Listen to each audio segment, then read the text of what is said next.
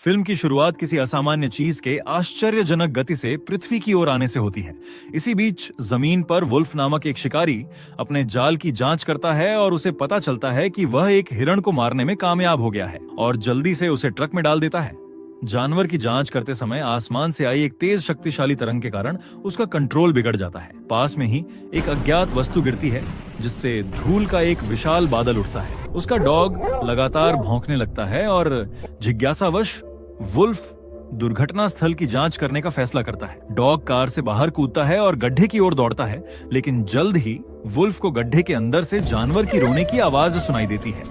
तभी डॉग घबराकर बाहर भागता है, जबकि वुल्फ उत्सुकतावश उसके पास आता है। गड्ढे से एक भयंकर दहाड़ गूंजती है जिससे वुल्फ डर से कांप उठता है। वह अपनी बंदूक पकड़ता है और गड्ढे पर निशाना साधता है तथा दूसरी ओर भी तेज दहाड़ गहराई से गूंजती है जिससे वह पूरी तरह से हिल जाता है। बैकग्राउंड में हमें गोलियों की आवाजें सुनाई देती है और डॉग हताश होकर भागता है। अगले दिन हमारी मुलाकात रेनी नाम की एक लड़की से होती है जो एनिमल्स से बहुत प्यार करती है और अपनी छिपकली को अलविदा कह रही है जो अभी अभी मरी है। घर पर हम उसकी माँ लिंडा को पाते हैं और रेनी उसे पालतू जानवरों की दुकान पर ले जाना भूल जाने के लिए डांटती है। लिंडा की तबीयत ठीक नहीं लगती और रेनी उसे अकेला छोड़ने का फैसला करती है। उनकी बातचीत में जल्द ही रेन के सौतेले पिता चेज बीच में ही रुकावट डाल देता है, जिसे रेनी साफ तौर पर नापसंद करती है। उस आदमी के तानों से परेशान होकर वह स्कूल जल्दी जाने का फैसला करती है। बाहर चेज की कार देखकर वह उसे खरोंच कर बदला लेने की योजना बनाती है। स्कूल में रेनी को वहाँ का माहौल पसंद नहीं आता और उसके ज्यादा दोस्त भी नहीं है। छुट्टी के दौरान उसका एकमात्र साथी पॉल नाम का एक लड़का है जिसे भी जानवर पसंद है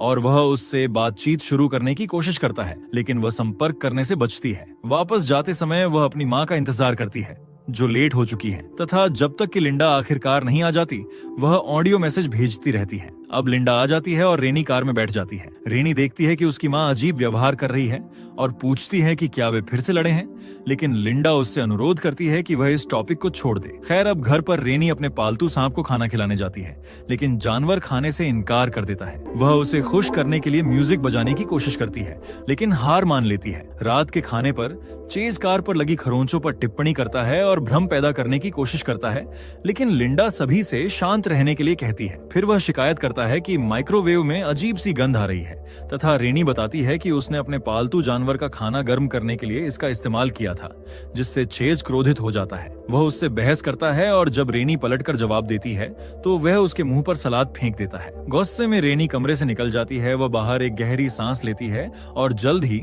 उसे झगड़े की आवाजें सुनाई देती हैं। वापस अंदर न जाने के कारण वह चेज की एटीवी पर सवारी करने का फैसला करती है। कुछ मिनटों के बाद वह अपने जीवन पर विचार करने के लिए कहीं बीच में रुकती है और अजीब आवाजें सुनती है। वह जल्द ही गाड़ी से टॉर्च उठाती है और जांच करने के लिए वहां जाती है और आखिरकार उसे शुरू से ही गड्ढा मिल जाता है। उस जगह की जांच करते हुए उसे एक अजीब सा क्रीचर दिखाई देता है। वह उस क्रीचर को अपने सामने आते देख डर जाती है। वह एक कोने में भाग जाती है और खुद को बचाने के लिए जमीन पर गिर जाती है, लेकिन क्रीचर उस पर हमला नहीं कर पाता क्योंकि वह वुल्फ की कार के साथ जंजीर से बंधा हुआ है। क्रीचर छूटने के लिए बेतहाशा आगे पीछे भागता है, जबकि रेनी स्थिर रहती है। क्रीचर भागते भागते थक जाता है और छूटने की कोशिश छोड़ देता है। युवती सन्नाटा देखकर भागने के लिए जल्दी से गाड़ी में चढ़ जाती है, लेकिन जब उसे पता चलता है कि उस क्रीचर ने भागने की कोशिश में खुद को घायल कर लिया है तो वह वहां से भाग नहीं पाती, क्योंकि जानवरों के प्रति उसकी सुरक्षा की भावना उसे ऐसा करने की इजाजत नहीं देती।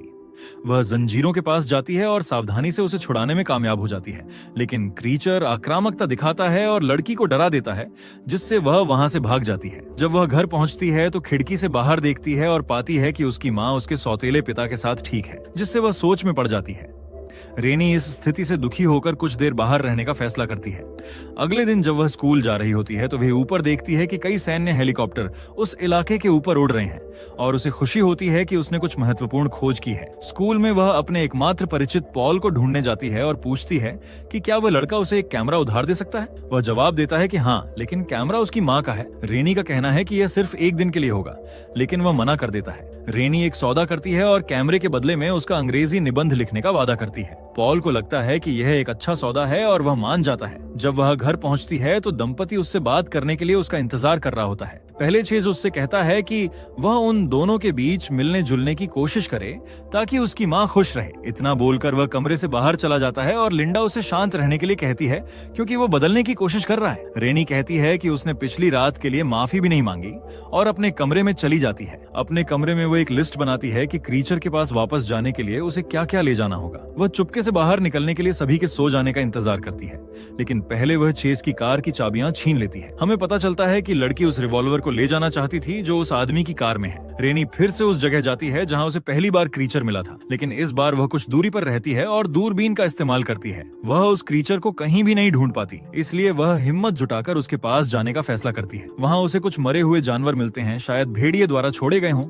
या उस क्रीचर ने उसे मार डाला हो, लेकिन वह क्रीचर कहीं नहीं मिलता। अधिक शांति से देखने पर वह पीले खून का एक निशान ढूंढ लेती है जो उसे एक दिशा दिखाता है। उस जगह की जांच करने के लिए दूरबीन का उपयोग करते हुए वह क्रीचर को दूसरे छेद में आराम करते हुए देखती है। वह उस क्रीचर का ध्यान खींचने के लिए रिवॉल्वर से गोली चलाती है, लेकिन बुरी तरह असफल हो जाती है। रेनी अपनी योजना बदल देती है और फिर उस क्रीचर का वीडियो बनाने का फैसला करती है तथा यह साबित कर देगी कि वह पागल नहीं है। वह कैमरा रिकॉर्ड करने के लिए सेट करती है और कहती है कि अगर कुछ भी होता है तो दर्शक उसकी मां को सूचित करें। रेनी बहुत डर जाती है, लेकिन पास जाने की हिम्मत जुटाती है। वहां उसे पता चलता है कि वह क्रीचर एक भालू के जाल में फंसा हुआ है और वह एक कटर की मदद से उसे छुड़ाने में कामयाब हो जाती है। हालांकि क्रीचर में जीवन के कोई लक्षण नहीं दिखते और इससे वह निराश हो जाती है क्योंकि उसे लगता है कि वह मर चुका है। रेनी इस अवसर को नहीं गंवाना चाहती, इसलिए वह सोचती है कि उस क्रीचर के अस्तित्व को साबित करने के लिए उसकी तस्वीर लेना बेहतर होगा और कैमरा वापस लेने के लिए उससे दूर हट जाती है। क्रीचर उसके पीछे उठने लगता है,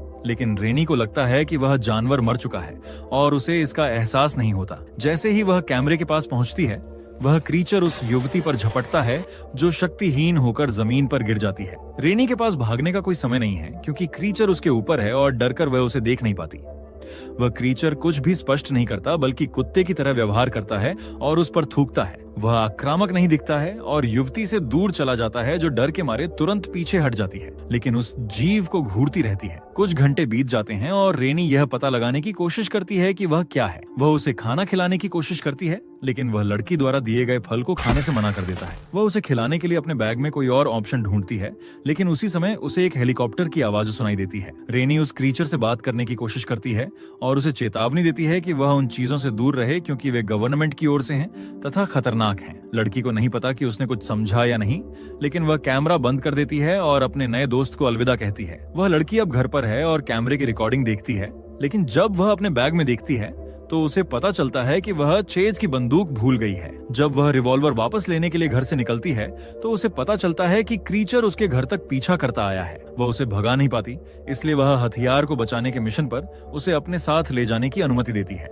रास्ते में वह घबरा जाती है। उसे नहीं पता कि अगर उसकी माँ को यह पता चल गया तो वह क्या करेगी। जल्द ही उसे एहसास होता है कि उसका दोस्त अंधेरे में गायब हो गया है। वह उसे पुकारती है, लेकिन वह उसकी पुकार का जवाब नहीं देता। तभी अचानक वह उसके पीछे प्रकट होता है और अपनी शक्तियों का इस्तेमाल करके रेनी के साथ एक मजबूत रिश्ता बनाता है। अगले दिन रेनी अपने दोस्त के साथ उठती है और उसे गले लगाने के लिए दौड़ती है। इस बार लड़की उसे पीछे नहीं छोड़ती तथा उसे अपने साथ घर ले जाती है और उसे अपने तहखाने में छिपा लेती है। घटना स्थल पर गवर्नमेंट उस क्रीचर के बारे में कोई सुराग ढूंढ रही है तथा जांच का नेतृत्व एजेंट जोनाथन कीज और उसका साथी ब्राउन कर रहे हैं। जोनाथन शिकायत करते हुए कहता है कि उन्होंने इस बारे में चेतावनी दी थी, लेकिन सरकारी नौकरशाही हमेशा आड़े आ जाती है। रेनी अपने दोस्त को अंदर लाने के लिए सभी के घर से बाहर जाने का इंतजार करती है और उसे मांस खिलाने की कोशिश करती है, लेकिन वह मना कर देता है। अपने कमरे में वह दूसरे जानवरों को उससे मिलवाती है, लेकिन क्रीचर सांप को खाना चाहता है तथा वह उसे यह कहकर रोकती है कि वे दोस्त हैं। रेनी उसका नाम क्रोक रखने का फैसला करती है।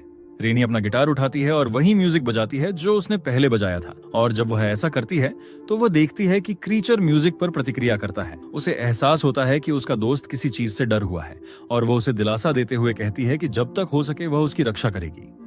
लिंडा काम से लौटती है और जब वह अपना फोन देखती है तो उसे चेज का एक मैसेज मिलता है जिसमें लिखा होता है कि वह 48 घंटे से साफ है। वह रोने लगती है क्योंकि उसे पता चलता है कि वह झूठ बोल रहा है। इस बीच रेनी क्रीचर को कुछ टीवी शो दिखा रही होती है जब उसे दरवाजे पर शोर सुनाई देता है। अपनी माँ की प्रतिक्रिया के बारे में चिंतित होकर वह उसे बाहर ले जाने का फैसला करती है। जब लिंडा घर में दाखिल होती है तो वह सारा सामान बिखरा हुआ देखती है, जिससे स्थिति और बिगड़ जाती है। बाद में पॉल रेनी के घर जाने का फैसला करता है और लिंडा उसका स्वागत करने के लिए दरवाजा खोलती है। पॉल बताता है कि वह अपना कैमरा लेने आया है और वह उसे अंदर आने देती है। पॉल रेनी के कमरे में दाखिल होता है और एक तस्वीर देखता है जिसमें लड़की अपने पिता के साथ बैठी है और उसका इंतजार कर रही है। रेनी वापस आती है और अपनी माँ को ढूंढती है, जो उससे उस सारी गंदगी के बारे में पूछती है और यह भी कि वह स्कूल क्यों नहीं गई। वह जवाब देती है कि उसे बीमार महसूस हो रहा था और उसने जल्दी घर आने का फैसला किया। ये महसूस करते हुए कि उसकी माँ को पहले से ही पता था कि वह स्कूल नहीं जाती, वह जल्दी से ऊपर जाती है और वहाँ पॉल को कैमरे पर फुटेज देखते हुए पाती है तथा वह उससे पूछता है कि यह क्या है। समझाने से पहले वह बेडरूम का दरवाजा बंद कर देती है,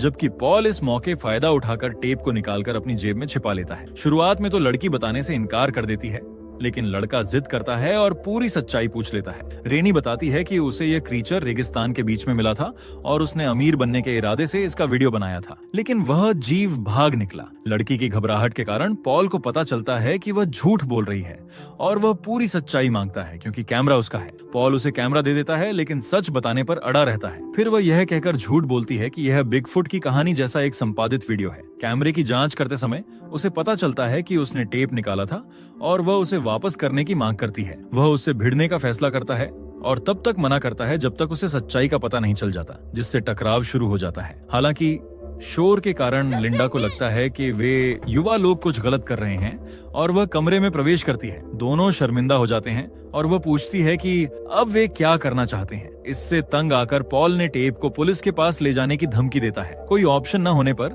वह उसे तहखाने के प्रवेश द्वार तक ले जाने का फैसला करती है। अंदर पहुंचकर वह क्रीचर को चेतावनी देती है कि वह एक दोस्त को साथ लेकर आई है और पॉल उस जीव की गुर्राहट सुनकर डर जाता है। जब क्रीचर उसके पास आता है तो वो दोस्ताना तरीके से व्यवहार नहीं करता है और पॉल पर हमला करने की कोशिश करता है, लेकिन रेनी उसे रोक लेती है। वह अपने दोस्त से कहती है कि वह उस लड़के को नहीं खा सकता क्योंकि वह भी उसका दोस्त है। पॉल इतना डर जाता है कि वह कांपने लगता है और जब क्रोक उसके पास जाकर उसे सूंघने का फैसला करता है तो वह जल्दी से उस युवक से दूर हट जाता है। पॉल इतना डर जाता है कि वह बेहोश हो जाता है और रेनी कहती है कि यह तो अपेक्षित ही था। दोनों बातचीत जारी रखने के लिए लड़के के जागने का इंतजार करते हैं, लेकिन जैसे ही वह अपनी आंखें खोलता है वह उस जीव को देखकर घबरा जाता है। रेनी उसका मुंह ढककर उसे शांत करने की कोशिश करती है, लेकिन वह अपना डर नहीं छोड़ पाता और वह उससे उस पर भरोसा करने के लिए कहती है।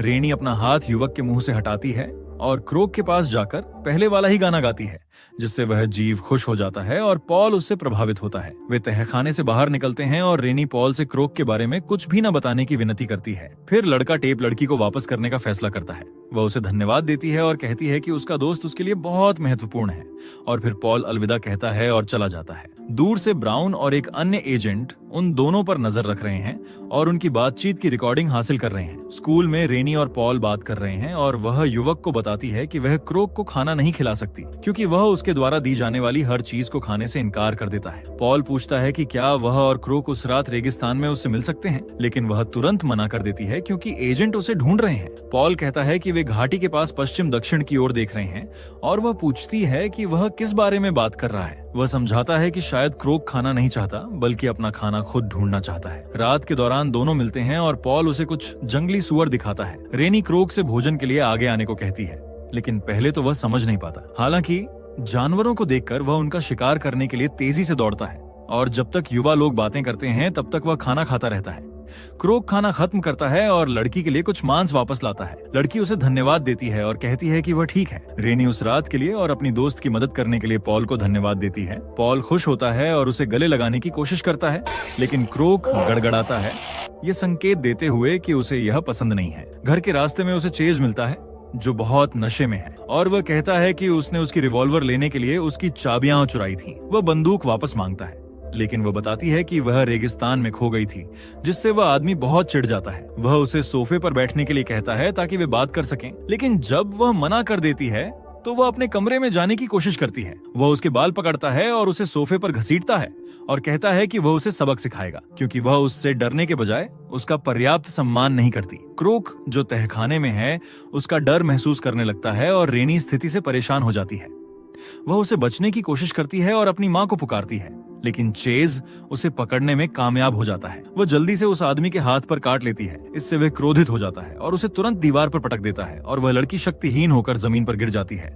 वह उसके पास जाता है और उसे चोट पहुंचाने की कोशिश करता है, लेकिन लिंडा उसी समय प्रकट होती है और उसे रोकने की कोशिश करती है। क्रोक लड़की के डर को भांपकर अपना सिर दीवार पर पटकने लगता है, जिससे पूरा घर हिलने लगता है। यह महसूस करते हुए कि वह बच नहीं पाएगी, वह हार मान लेता है और रेनी जानती है कि यह उसका दोस्त है जो उसकी मदद करने की कोशिश कर रहा है। उसकी माँ चेज को घिनौना कहती है और वह इस स्थिति से थक गई है और उसे घर से बाहर निकाल देती है। लिंडा अपनी बेटी के पास जाने की कोशिश करती है, लेकिन वह अपनी माँ से नाराज हो जाती है और उसे दूर रहने के लिए कहती है। रेनी नीचे तहखाने में जाती है और क्रोक को शांत करने में कामयाब हो जाती है, जो अभी भी उत्तेजित है। अगले दिन जब वह स्कूल जा रही होती है, एजेंट जोनाथन उसे रोक लेता है। वह अपना परिचय देता है और पूछता है कि क्या वे बात कर सकते हैं। वह मना कर देती है और कहती है कि उसे स्कूल जाना है, लेकिन वह उसे जाने नहीं देता। कोई ऑप्शन न होने पर वह उसके साथ चली जाती है और जोनाथन सीधे मुद्दे पर आता है, ये कहते हुए कि उसे पहले से ही पता है कि लड़की कुछ छिपा रही है। वह उसे जाने देता है, लेकिन पहले उसे एक खतरा बना देता है।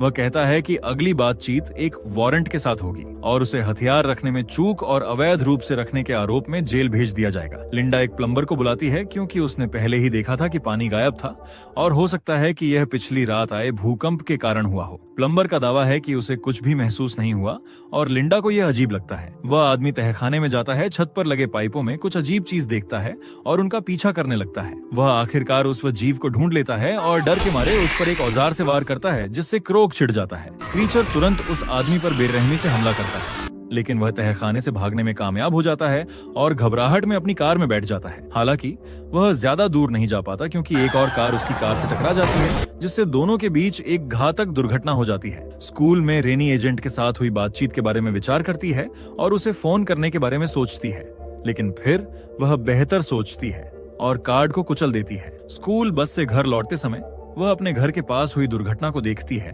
लेकिन इस पर ज्यादा ध्यान नहीं देती और आगे बढ़ जाती है। लिंडा आती है और अपनी बेटी को लिफ्ट देने की पेशकश करती है। जब वे घर पहुंचते हैं तो दोनों के बीच बहस होती है और रेनी कहती है कि वह किसी भी चीज के लिए अपनी माँ पर भरोसा नहीं कर सकती और यह सब उसकी गलती है। वे जल्द ही शांत हो जाते हैं और लिंडा बताती है कि उसने पाइप ठीक करने के लिए एक प्लम्बर को बुलाया था, जिससे रेनी के चेहरे के भाव तेजी से बदल जाते हैं। वह नीचे बेसमेंट में जाती है और वहाँ बड़ी गंदगी और खून के निशान पाती है। रेनी क्रोक के पास जाती है और देखती है कि वह घायल है और पूछती है कि क्या उसके दोस्त ने उस आदमी को खा लिया है। वह पिछली दुर्घटना को याद करती है और सोचती है कि यह क्रोक की वजह से हुआ था, जिसने उस आदमी को भागने दिया। वह अपने दोस्त को चेतावनी देती है कि वह अब यहाँ नहीं रह सकता क्योंकि उसकी माँ दूसरे प्लम्बरों को बुला सकती है या यहाँ तक आ सकती है और वह और लोगों को चोट पहुंचा सकता है। ब्राउन पॉल से मिलने जाता है और जानकारी मांगता है। बाद में वह युवक अपने दोस्त को फोन करता है और वह पूछती है कि क्या वह उनसे उसी शिकार वाली जगह पर मिल सकता है।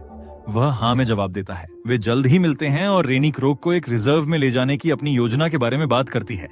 वह कहती है कि वह वहां उसके साथ कुछ समय तक रहेगी, लेकिन पॉल इससे सहमत नहीं होता और कहता है कि वह पागल है। वह कहती है कि वह अनुमति नहीं मांग रही है, बस उसकी मदद चाहती है। पॉल बताता है कि एक आदमी उससे मिलने आया था और उसने कुछ सवाल पूछे और रेनी उसे कहती है कि सब ठीक हो जाएगा। हालांकि युवक ने खुलासा किया कि उसने उसे धमकी भी दी थी कि वह उसे अपने देश भेज देगा, लेकिन उसने आश्वासन दिया कि उसने उसे कुछ नहीं बताया। बाद में रेनी भागने की सारी तैयारी कर लेती है और अपनी माँ को स्थिति समझाते हुए एक नोट छोड़ती है। जब वह चेज की वैन में जाने वाली होती है तो वे आदमी बंदूक लेकर आता है और उसे बाहर खींच लेता है। इस बीच एजेंट क्रोक के पास पहुंच रहे हैं और चेज लड़की को लिंडा के कमरे में ले जाता है। वह आदमी दोनों को बंधक बना लेता है और हिंसक हो जाता है, जबकि सैनिक उस गाड़ी के पास पहुंचते हैं जहां वह जीव है, लेकिन उसे वहां नहीं पाते। जैसे ही क्रोक रेनी के पास लौट रहा होता है, चेज लिंडा पर हमला करना शुरू कर देता है और उसे जमीन पर गिरा देता है और यह देखकर रेनी भागने का मौका लेती है, लेकिन वह आदमी उसका पीछा करता है। वह उसे पकड़ने में कामयाब हो जाता है और जब वह उसे मारने ही वाला होता है,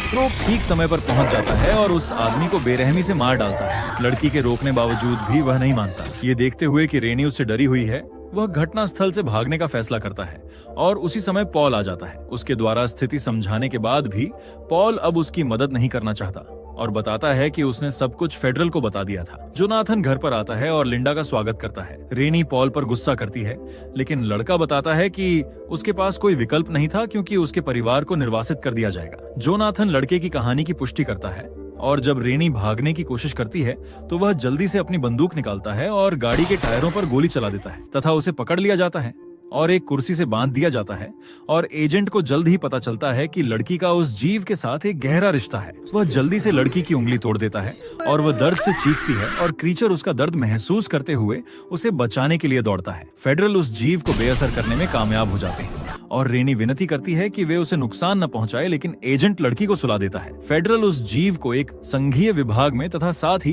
रेनी और उसकी मां को भी ले जाते हैं। जोनाथन ब्राउन से कहता है कि वह लिंडा को कुछ कहने के लिए मनाने की कोशिश करे, क्योंकि वह खुद कुछ नहीं कह सकता। इस बीच वह उस लड़की से मिलने जाता है जो एक अलग रूम में है।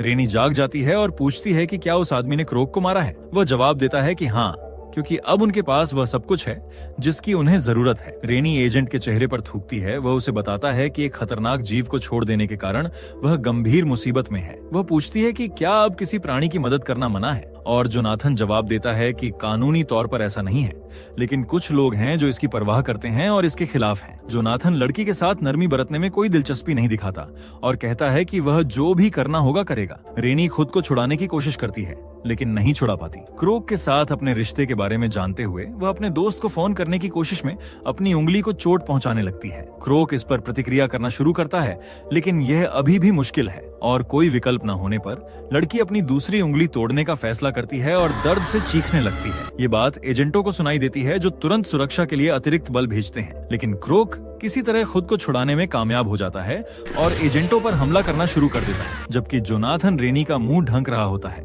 वह उस आदमी का हाथ काट लेती है जो उस पर हमला करने की कोशिश कर रहा होता है, लेकिन ब्राउन उसे रोक लेता है और उसे जमीन पर पटक देता है। उसी समय बेस की लाइटें टिमटिमाने लगती हैं। क्रोक पूछताछ रूम के बाहर है और दोनों एजेंट हथियार लेकर उस जीव का इंतजार करते हैं। क्रोक जल्दी से दरवाजा तोड़ देता है, जिससे एजेंट घायल हो जाते हैं तथा जमीन पर गिर जाते हैं। और जब वह उन्हें मारने ही वाला होता है तो रेनी उसे रोक देती है और उसे ऐसा न करने के लिए कहती है, क्योंकि वह वही बन जाएगा जो वे उसे बता रहे हैं। दोनों बेस से भागने लगते हैं और जोनाथन जल्द ही जाग जाता है और उस जीव को मारने के लिए अपना हथियार लेता है। रेनी एक कार चुराने और क्रोक को अंदर डालने की कोशिश करती है, लेकिन जोनाथन बंदूक लेकर आता है और गोलीबारी शुरू कर देता है। दोनों कार के पीछे छिप जाते हैं, जबकि वह आदमी गोलीबारी जारी रखता है। क्रोक अपने दोस्त को बचाने के लिए जवाबी कार्रवाई करने का फैसला करता है, लेकिन उसे कई बार गोली लगती है और वह एजेंट को मारने में कामयाब हो जाता है। इस प्रक्रिया में क्रोक मारा जाता है और रेनी अपने दोस्त को जमीन पर पड़ा देखकर रो पड़ती है।